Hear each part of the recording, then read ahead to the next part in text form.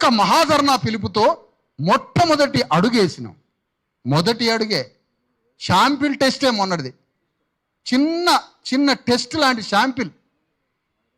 పుస్తకంలో మొదటి పేజీ తీసినాం. మా పోరాటం అనే పుస్తకంలో అట్టా తీసినాం మొన్న మహాధర్నాతో. అసలు విషయ సూచిక పేజీలు ఒక్కొక్కటి బయటికి తీస్తాం.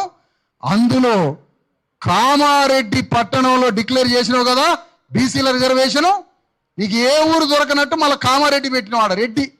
రెడ్డి ఉన్న కాడనే రిజర్వేషన్లని అక్కడ ఏదో వాళ్ళని పిలిపించి సిద్ధరామయ్యని పిలిపించి అక్కడ ఒక తీర్మానం చేసినాం.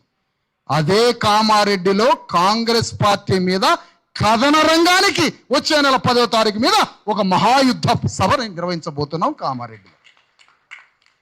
అది ఇప్పుడు చిరంజీవి గారు ప్రకటించినటువంటి సాధనా సమితిని ముందుండి నడిపిస్తున్న చిరంజీవి గారు ఇచ్చిన ప్రకటన. కామారెడ్డిలో ఈ సభ పెట్టి ఏమయ్యా నువ్వు కామారెడ్డిలో తీర్మానం చేసినావు, దాని అమలేది? ఆ ఆయుధాన్ని మరింత నూరినావు టీఆర్ఎస్ మీదకి. దాని అమలేది అంటే టీఆర్ఎస్ని పొడవడానికి బీసీల కత్తి నూరుతున్నావు, కానీ దానితోటి యుద్ధం లేదు, దాని చట్టం లేదు. నీ కోసం, నీ యుద్ధం కోసం దాని కత్తి నూరుతున్నావు.